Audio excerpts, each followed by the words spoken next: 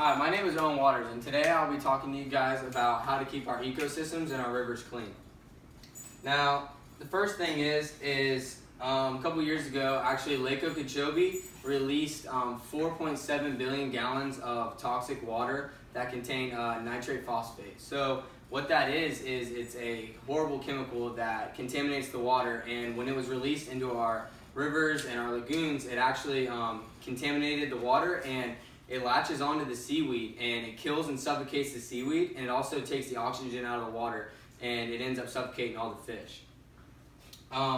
This is the river, Indian River Lagoon, and so now you can see what the causes of it are and what you're hurting. So the reason that they had to release water from Lake Okeechobee is because when the mankind went in, they tried to actually make the lake to where it would withstand and be able to hold more water than it was meant for. So it actually got water pumped into it, and then now they're having efforts in trying to make it to where it can hold more water.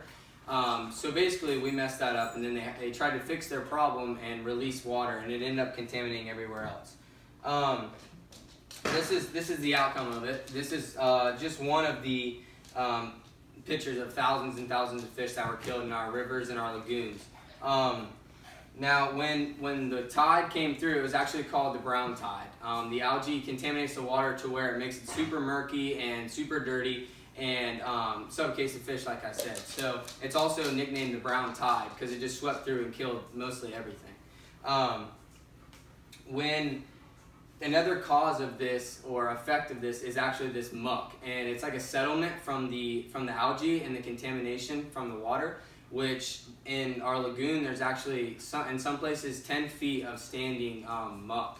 And actually there's efforts that are out there trying to pump out the muck and actually use that to make like a baseline before people put up like houses and stuff like that, because once it dries out and there's no water, it has no water, then it actually turns into almost like a cement type. So that'll be good for like foundations and stuff like that before filled there.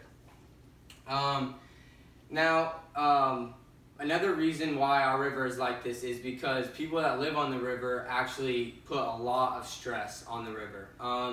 Even people that don't live directly on the river, like when you fertilize your yard and it rains that day or a couple of days after, it actually doesn't get far enough down in the grass to where it won't wash out. So the rain will wash it out down into our gutters and straight into the river, and that will contaminate our river even more.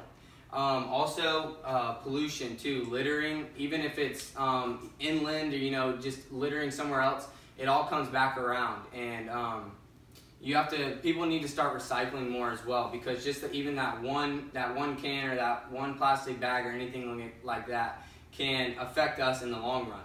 And people that are on the boats and on the waterways just having a good time, that bag flies out, that also helps affect the causes that we're talking about.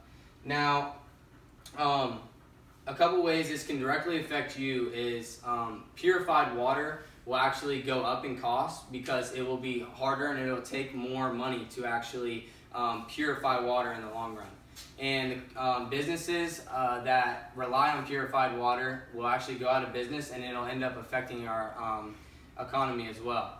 And people that have livelihoods and live off the river, whether they fish or have bait shops and stuff like that, all that will go out of business, and it'll really affect our ecosystem as well. One of the ways that we can help clean the river is oysters. Oysters are a very big part of this. One single oyster, it's just a little shell, and one single oyster can take in toxic water and filter out water. It can filter up to 40 to 50 gallons of water in just one day. So imagine if we just planted a bunch of these or oyster beds or anything like that, it would actually help clean our water a lot.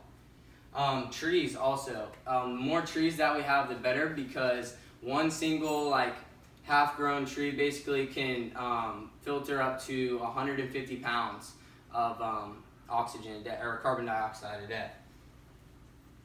And another reason why you should help clean and make an effort to keep our rivers and our lagoons clean is because in the long run, it's only going to help us, and later on in life for the next generation, or whether it may come, nobody else will be able to enjoy the rivers and the ecosystems like we were able to.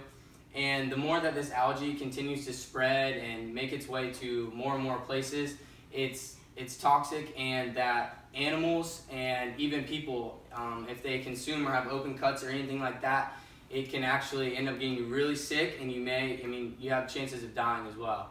So animals, anything like that living on the water, nobody's really able to enjoy it. So the more toxic it gets, just the worse it is for everybody all around. Now we are the ones that made this happen, and we are the ones that made this problem, so we have to be the ones to fix it. All right, thank you everybody. Thank you for, do you have a question? Yes, I do. Is this why there's no grass any longer in the Indian River, the very spotty areas that kill all the grass? Yes, that's a great question, actually.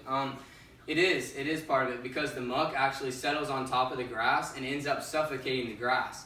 And then once the grass dies off, the little fish have nothing to eat. So then it's just a chain reaction all the way up to the bigger fish. Any more questions? Oh, yes. Are the fish safe to eat out of the river still? That's a very controversial topic right now. It really just depends. There's some areas that are clean from algae, and the river's 95% dirty, and that's just how it is. But not having any grass to filter that dirty water really affects the fish as well. So I couldn't quite tell you, but I'll get back with you on that. Any more questions?